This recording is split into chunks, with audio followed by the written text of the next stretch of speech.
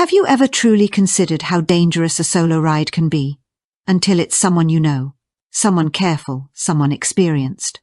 One routine ride, one familiar stretch of asphalt, and suddenly the road he knows so well became different. That day was as if the hills themselves were holding secrets.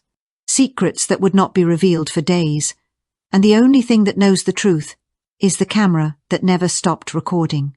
Then the ordinary became unexplainable. Jax Milo had one rule for solo rides. Always tell someone where you're going. Always. He'd been cycling competitively since college, and by 31, he'd logged over 15,000 miles on his matte black carbon road bike. He knew the mountains. He respected their silence, their danger. My lovely viewers, where are you watching from, so I know where you are locked in from? On the morning of September 14th, 2024, he did everything right. He posted his route through Red Hollow Pass on Strava. He texted his girlfriend, Sindel, letting her know when to expect him back. He charged his helmet cam to full battery and tossed an extra energy bar into his pack, joking on Instagram that he was over-prepared as usual.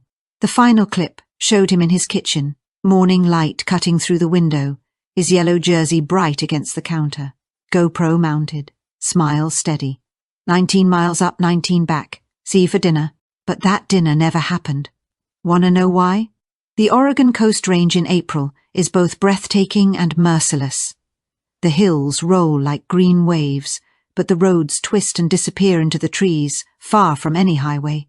Jax Milo had chosen Old Salmon River Road to Cascade Head Lookout for his ride, a path known among serious cyclists for its climbs and quiet stretches.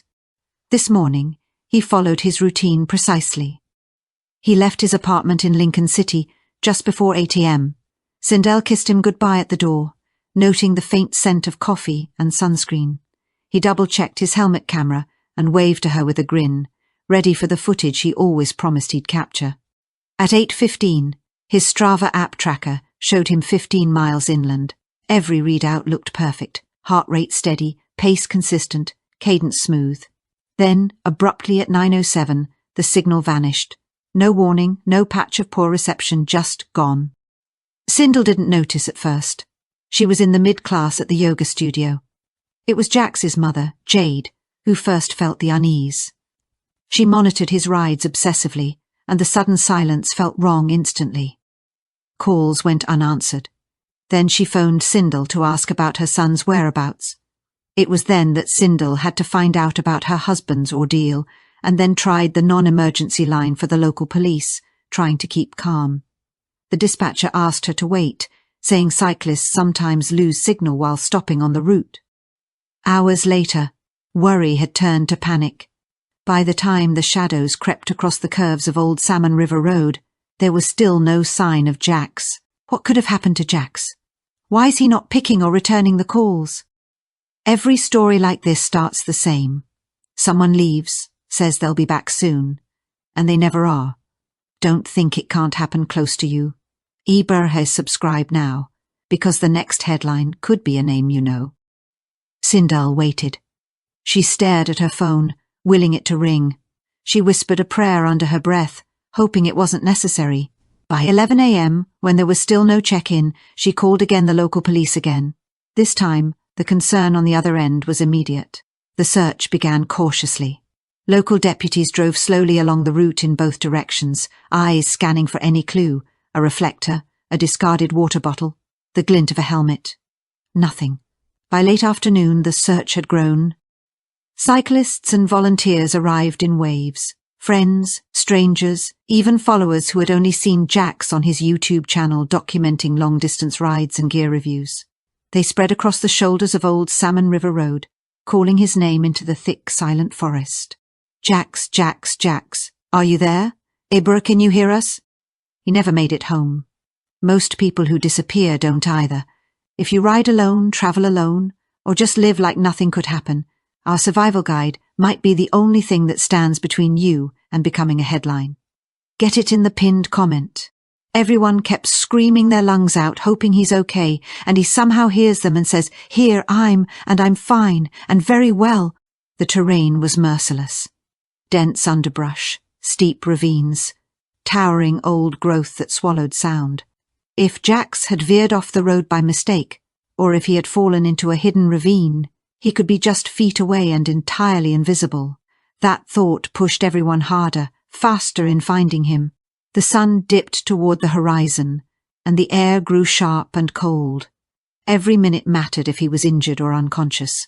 By nightfall, there was still no trace of him. No bike, no helmet, no signal. It was as if the mountains had simply swallowed him whole. Sindel stood at the staging area, wrapped in a blanket someone had given her. She stared at the map, covered in pins and grids, and her mind kept returning to that morning. The thumbs up, the easy smile, the routine that now seemed impossibly fragile. How could someone vanish so completely in broad daylight on a road he knew by heart? A cup of coffee was placed in her hands, but she couldn't drink it. She held it anyway, clinging to the warmth like a tether to reality, and somewhere out there, Jax could just be there, just anywhere. Jax Milo has disappeared without a trace, and the forest holds secrets no one has found. The next morning, searchers will discover something on the trail that changes everything. The first 48 hours were chaos. Search and rescue teams deployed drones with thermal imaging. Cadaver dogs combed the forest. Investigators questioned every person who had driven Old Salmon River Road that morning, asking if they had seen a cyclist in a yellow jersey. Jax thought he was safe. Everyone does. Right before they vanish. Don't wait until it's your name on a missing poster. Download the survival guide in the pinned comment before the road takes another. A woman in a Subaru said she passed him near mile marker 12. He waved at me, and everything seemed normal, she said. A logger in a pickup spotted him climbing near the turnoff to Cascade Head. Strong, steady, no signs of trouble, panic, or was he in any form of danger when I saw him? He said too. And then, nothing. No other sightings any longer. Beyond that point, the road narrowed into 6 miles of isolated switchbacks. No homes in sight, no pullouts, nothing but forest stretching in every direction. If something had happened to Jax, it had happened there. Search teams combed every inch. They found deer tracks, coyote scat, old beer cans, but no trace of him. What the hell is going on? The search team began to wonder. He told her he'd be back before dark. That's what they always say before the woods, the roads, or the water swallows them whole. Subscribe now. Not for the story you just watched, but for the next one that might be closer than you think. Sindel couldn't sleep. She stayed at the staging area, nursing bad coffee, staring at the maps until the lines blurred. People told her to go home, to rest. She couldn't go. The thought of their apartment without him was unbearable for her to bear the laughter, the joy, hugs, and the sweet kisses she showered upon her.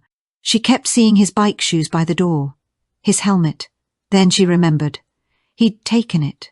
Again and again, her mind faltered, trapped between 2 realities, one where he had crashed and was waiting to be found, the other far worse, unthinkable. The feeling she felt at that moment is something I would never wish upon myself, my family, and neither my enemies. By day 3, the story had hit the local news. Cyclist missing in Coast Range. His photos appeared on television, wind in his hair, sunglasses on, smiling at the camera. His followers on YouTube began sharing the alert. Within hours, the story went regional, then national. Every headline a reminder that Jax Milo had vanished without a trace. Every lead ends in silence, and the 6-mile stretch of switchbacks hides secrets no one has uncovered. Searchers will soon find something unexpected along the trail, and it will change everything they thought they knew. The comment section of Jax's last video, filled with prayers, theories, and people claiming they had seen him in dreams, visions, that he was still out there somewhere. Sounds crazy, right? Sindel couldn't read them. She couldn't look at his face on the screen. It felt like watching him fade into a ghost before her eyes. By day 6, the official search had been scaled back, not abandoned, just reduced. Resources were limited, and the weather was turning. Rain swept in, heavy and cold, transforming the forest roads into slick, treacherous mud. The volunteers didn't stop. Smaller groups pressed on further, the most determined refusing to give up. Jax's father flew in from Montana. He and Jade, Jax's mum, walked the roads themselves, calling his name until their voices were raw. Every trailhead, every logging road, every hidden turn where a bike could end up was combed again. Nothing. The statistics were grim. After a week, if someone wasn't found, the odds of them being alive plummeted. Everyone knew it. No one said it aloud. Sindel herself began planning a memorial service in secret, even though it felt like a betrayal within her soul. Every instinct in her body told her he was still out there. This couldn't be the ending for my husband, not for Jax. Not like this. This isn't the end, she kept saying silently. Then, on day 14, a hiker named Joe Pigman stumbled upon something. He wasn't even searching. He had taken his border collie, Jet, out on a side trail off Forest Road 1865, a narrow dirt track branching from the main route Jax had taken. Jet froze and started barking insistently at something in the underbrush. Joe had just discovered something unexpected, Jax Milo's helmet. But what it contained would reveal far more than anyone expected. As authorities examine the helmet camera footage, the trail will take a shocking and dangerous turn for real. Joe called to his dog, but Jet wouldn't move. The border collie's attention was locked on a dip in the ground where a shallow drainage ditch ran, the kind that filled with runoff after heavy rains. Annoyed, expecting a dead animal or trash, Joe pushed through the ferns and Devil's Club. Instead, he found a bicycle helmet, grey and black, caked and stuck in mud. Still attached, covered in condensation and streaked with green algae, was a GoPro camera. The record light blinked faintly, stubbornly, as if signalling for help. Joe froze, heart pounding. He knew immediately whose it was. Everyone in Lincoln City had been following Jax Milo's disappearance. Shaking, he pulled out his phone and called 911. Within the hour, police and search teams swarmed the area like bees. The site was cordoned off, treated as a potential crime scene. The helmet was intact. No cracks, no blood, nothing to suggest a crash. It hadn't been tossed there by accident, it had been placed. The camera was still recording after 2 weeks, which meant the battery had been replaced, or someone had turned it off and back on. Someone had handled it. The question everyone feared to ask silently hovered over the scene. Was it Jax, or someone else? The camera was sent to a forensic lab in Portland. The memory card was intact, shielded by the waterproof casing. Investigators cautioned Sindel and the family that after 2 weeks in the elements, the footage might reveal nothing. Files can corrupt, cameras can fail. The GoPro was still recording, but what it had captured could change everything they thought they knew about Jax Milo's disappearance. Once the footage is reviewed, it will reveal something that no one could have anticipated, something that will send shockwaves through the search. They said Jax was careful, experienced, smart. Bray. None of it mattered when he met the wrong person on the right road. Learn what he didn't get the chance to. Survival guide linked in the pinned comment. When the forensic team opened the files, they discovered over 9 hours of continuous recorded footage. The video began exactly where everyone expected. Jax's kitchen on the morning of April 14th. The familiar grin, the casual thumbs up, the cheerful commentary, then the ride. The camera followed every pedal stroke in sharp, steady detail. The early miles were almost hypnotic. Rolling hills, mist clinging to the edges of the road, the rhythmic sound of Jax's breathing. He narrated occasionally, pointing out landmarks. "This is where I wiped out last year," he said, laughing, nodding to a sharp corner. "Almost went over the guardrail, learned my lesson." At mile 12, a woman in a Subaru passed him by, waving at him, and he waved back. At mile 15, a logger in a pickup rumbled by, giving him plenty of space. Jax called out a thanks. The road steepened, his breathing heavier, but his pace stayed steady. He was in his element. Then, at mile 17, something crazy happened. Subtle at first. Jax glanced over his shoulder. Then again, 30 seconds later, a vehicle appeared behind him. A dark SUV, boxy and unremarkable. It stayed back at first, keeping distance. Jax didn't seem concerned and kept riding, but the SUV didn't pass. For the next 3 miles it followed. Slow, patient, enough to make the skin crawl. Jax's breathing changed. Not from exertion, tension, awareness. "Come on, dude," he muttered under his breath. Pass me or back off. The SUV did neither. Instead, it crept closer, the low growl of its engine captured faintly on the camera's audio. Jax edged farther to the right, hugging the shoulder, giving it every opportunity to move past. The SUV continues to follow Jack's Milo, its intentions unknown, and something about its presence feels deeply wrong. The following miles will reveal a confrontation that no one saw coming. The SUV didn't pass. The road curved, and for a brief moment it disappeared from view. When it returned, it was right behind Jax, no more than 10 feet away. His head whipped around. "What the hell?" His voice was sharp, edged with anger. He pedaled harder, trying to put distance between himself and the vehicle, but it matched his speed effortlessly. The road narrowed. No shoulder, just pavement with a steep drop on one side and dense forest on the other. Jax was boxed in. The camera caught his hand reaching into his jersey pocket for his phone. He fumbled, nearly dropping it, and glanced at the screen. No signal. Of course, he was in the same dead zone where his GPS had vanished. He shoved the phone back and pushed on. The SUV accelerated slightly, just enough to close the gap. Its front bumper came inches from the rear wheel. Jax shouted something, but wind and engine noise swallowed the words. He looked back again, and the reflection in his sunglasses revealed it. Fear. Real, undeniable fear. He tried to speed up, but the climb was brutal. His legs burned. The SUV revved again. Contact, a nudge, just a tap. But on the steep grade, and at his speed, it was enough. The bike wobbled. He fought for control, hands white-knuckled on the handlebars. The camera jerked violently as he swerved. For a few seconds, it seemed he might regain stability. Then the SUV hit him again. Harder this time, deliberate. The front wheel twisted. He went down, bike skidding across the pavement. The camera landed at an angle, half on the road, half on the gravel shoulder. It continued recording. For a long moment, only the wind and a distant bird could be heard. Then footsteps, slow, heavy, approached. The frame captured only legs, black boots, dark jeans. They stopped beside the bike. A pause.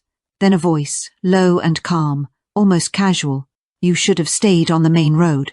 Jack's Milo has been confronted, and the presence of someone else on the trail raises terrifying questions about who, or what, was following him.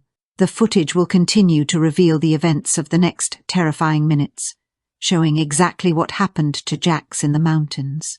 He waits for riders who think they're safe. He knows the turns, the blind corners, the quiet stretches where screams fade into the wind. Ibrahim, don't give him another easy target.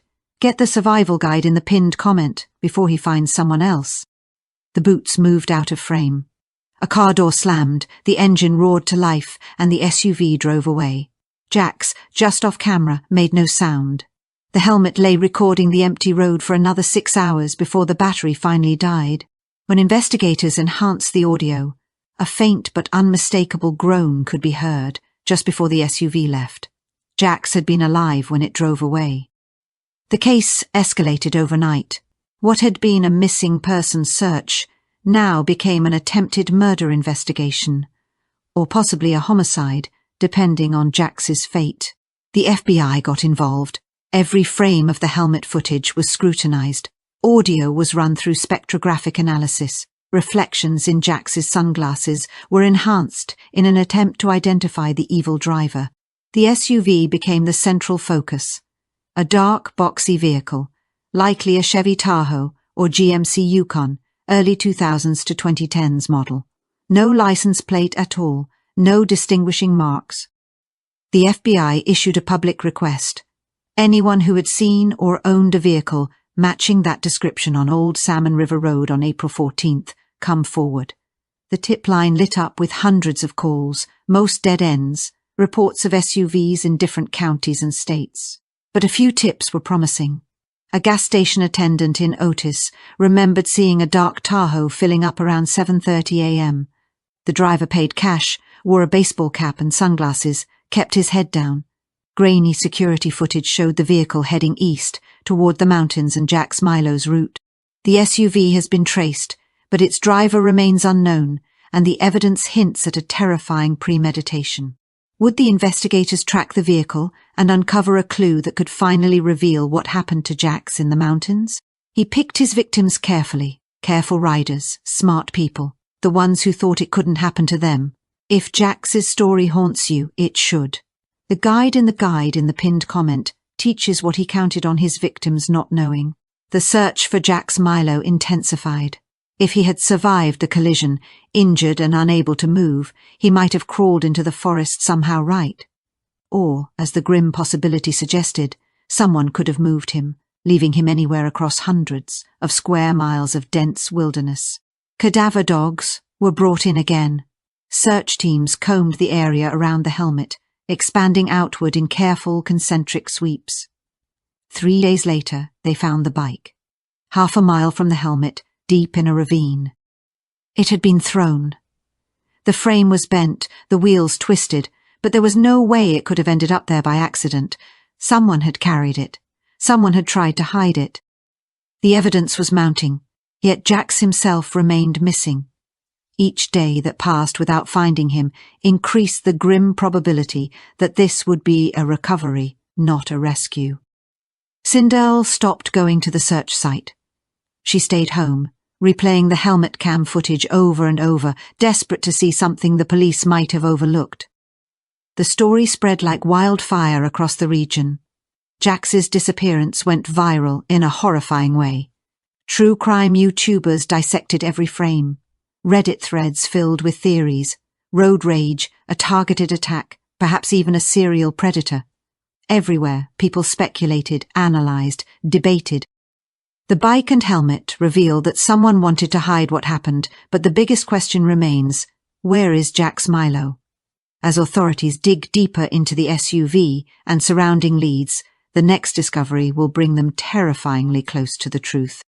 Some viewers claimed the voice on the footage sounded familiar, though no one could pinpoint where. Others insisted the SUV might be linked to a pattern. Similar accidents had happened on remote Oregon roads over the past few years. Police chased every lead. Nothing connected. The most chilling theory came from a retired detective who had spent 30 years on cold cases across the Pacific Northwest. He suggested that the calm, almost friendly tone of the voice indicated someone experienced, someone who had done this before. Someone who knew the roads intimately, who had picked the exact spot where there would be no witnesses, no cell signal, no chance for Jax to call for help. Abro, if true, this wasn't just bad luck. Jax hadn't stumbled into danger. He had been hunted. Could this be the case of an assassin? A psychopath on the loose? A revenge gone wrong? Could it be exactly? Everyone puzzled, so I'm asking you, my viewers and lovers of this video, what's your thoughts on this? That evil driver thought nobody would care, that people would move on. If you leave without subscribing, you're proving him right. Show you're not part of that world. Hit subscribe, leave a comment, make noise. 3 weeks after the helmet was found, a break came from an unexpected source. Mitchell Deschler called the tip line from her home in Salem, Oregon. Watching the news coverage, something clicked in her memory 2 years earlier. In the summer of 2022, she had been hiking near Silver Falls State Park when she stumbled across a bike helmet in the brush along a trail. It was unusual, intact, relatively clean, with a camera still attached. She had turned it in to park rangers, assuming it belonged to someone who had simply lost it. 90 days later, with no claim filed, the rangers had donated it to a local thrift store. Could this helmet be connected to Jax Milo's disappearance, suggesting a history of similar attacks? Investigators now have a potential lead stretching back years, one that could finally reveal a terrifying pattern and a dangerous predator. Mitchell described the helmet, grey and black, the same brand as Jax's. The rangers confirmed her report. They dug through old logs and found the entry, helmet recovered July 18, 2022, camera empty, no memory card, donated August 2022. Mitchell couldn't remember the exact spot where she'd found it, but she led investigators back to the approximate area, a remote section of trail, accessible from a forest road branching off Highway 214, the kind of place where someone could vanish without a trace. The FBI began pulling missing person reports from 2022. Within hours, they found him. Mark Cheng, age 26, avid cyclist, had gone missing on June 19, 2022, during a solo ride near Silver Falls. His bike had never been recovered. His case had gone cold quickly. No witnesses, no evidence, no leads, just another person who had disappeared into the woods. But with Mitchell's tip and the helmet's location, everything looked different. Comment: I stand for justice if you're not siding with evil. Investigators returned to the site and launched a full search. 2 days later, they found Mark's bike hidden under a pile of brush and deadfall, less than a quarter mile from where his helmet had been recovered. The frame was bent, the wheels destroyed. Wrapped around the rear derailleur, barely noticeable, was a fragment of black plastic paint transfer from a vehicle. Tests confirmed it matched the chemical composition used on GM SUVs from the 2000s to 2010s. The same type of vehicle that had chased Jack's Milo through the mountains. The same kind of SUV that had run him off the road. The discovery confirmed a terrifying pattern. Someone out there had been hunting cyclists for years, and Jack's Milo might be just the latest target. With this new evidence, investigators are about to follow the SUV's trail, uncovering more victims and clues that will reveal the predator's method and reach. Only cowards scroll away. Only people like the one who did this to Jax think silence keeps them safe. So if you're not like them, prove it. Subscribe right now. Show that you don't stand with monsters. 2 cyclists, 2 years apart. Same method, same result. This wasn't about mistakes. It was the work of a killer, a predator, and a psychopath on the loose. The case became a federal priority. The FBI's Behavioral Analysis Unit built a profile, male, likely between 35 and 55, local to the area. Someone who knew the back roads intimately, familiar with cycling routes, possibly a cyclist himself. The attacks weren't random. They were targeted. The locations were chosen with precision. No witnesses, no cell signal. Long stretches of isolated road where a cyclist would be vulnerable. The profile suggested someone who could blend in with people easily. A logger, a park ranger, a local outdoorsman, anyone whose presence on a remote forest road wouldn't raise suspicion. The public was warned to be cautious. Solo cyclists were advised to avoid backcountry routes. The cycling community was paralyzed with fear. Jax Milo's YouTube channel became a memorial page. Comments poured in from viewers sharing their own near misses, stories of being followed on empty roads. Piece by piece, a picture emerged of just how vulnerable cyclists really were, how easy it was for someone to harm them, and how often it might have already happened unnoticed. Sindel couldn't let it go. She replayed the helmet cam footage every night, hearing the voice over and over. "You should have stayed on the main road." It echoed in her mind, relentless. She began researching unsolved cyclist disappearances across Oregon, Washington, and Northern California, and found more than she expected. 14 cases in the past 8 years. The pattern was staggering, and the scope of the predator's reach was terrifying. Jax Milo might have been just one of many victims. As investigators cross-referenced the old cases, the next lead could finally point to the killer's identity, or reveal that this horrifying danger is far from over. Not all the cases matched the profile. Some were accidents, others had clear explanations. But 4 of them were chillingly similar: solo male cyclists, remote locations, no bodies recovered at first, bikes later found, damaged and hidden. Sindel compiled everything into a detailed report and sent it to the FBI. They thanked her politely, but seemed skeptical. Without physical evidence tying the cases together, it was all circumstantial. But she knew the truth. Jax hadn't been the first. He might not even have been the last.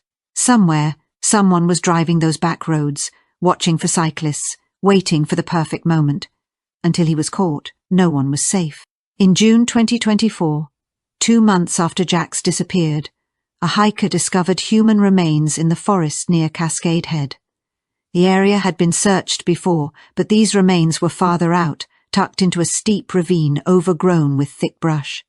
The body was badly decomposed and scattered, but dental records confirmed the worst. It was Jack Milo. The medical examiner determined the cause of death. Blunt force trauma to the head and chest, consistent with being struck by a vehicle. Other injuries told a darker story. Fractures suggesting he had been moved after the collision, dragged or carried. The timeline was devastating. Based on the state of the remains and temperature data, Jax had survived for hours after the crash.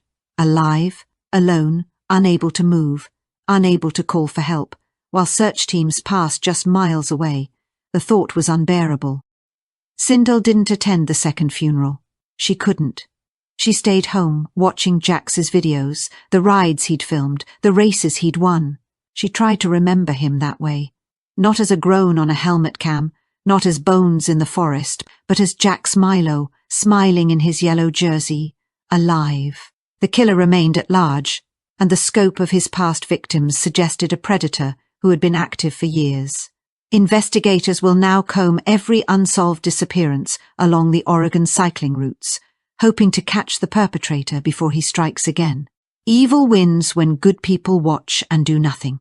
If Jax's story hit you, do something small, but loud.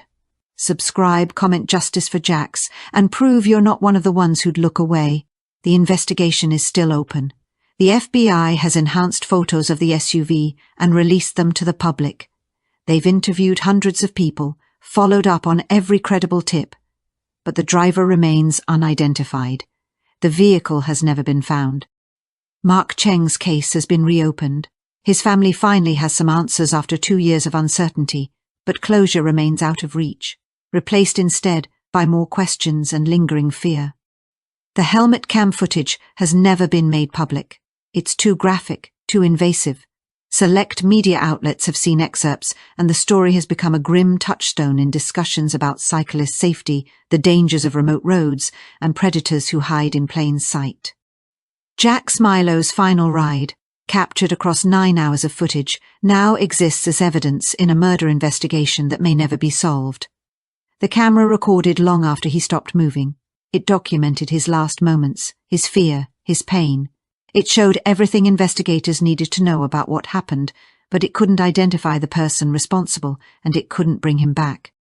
Sindel moved away from Lincoln City 6 months after Jax's body was found. She couldn't remain in the apartment, couldn't drive past the roads he loved. She packed up his things, bike, shoes, jerseys, helmets, and donated most of it to a youth cycling program in his name. She kept one item, the GoPro from his kitchen, the one he used for casual videos. Sometimes she charges it, turns it on, and watches old footage of him goofing around, showing off gear, talking about his favourite routes. In one clip, he's sitting in their living room, camera on the coffee table. He talks about why he loves cycling. It's the freedom, he says, that easy, bright smile on his face. Just you, the road, and the mountains. Nothing else matters out there. The killer is still out there, driving the back roads, waiting for the next opportunity. Every unsolved disappearance, every abandoned helmet, every damaged bike could hold the key to catching him, and Sindel's quiet vigilance may be the clue investigators need next. Sindel pauses the video on Jax's face. She thinks about that freedom he loved, how quickly it can be taken away, and about the person still out there, driving the same remote roads. Someone watching for the next cyclist in a bright jersey, someone planning their next move. The GoPro sits in an evidence locker in Portland. The case file remains active. And somewhere, deep in the forests of the Oregon Coast Range, the question still hangs. Who was driving that SUV, and how many others are out there, waiting to be found? The predator remains unidentified, and the danger is still out there, hidden in the back roads. Investigators continue to follow every lead, and every unsolved disappearance could bring them one step closer, or reveal just how long this killer has been at work.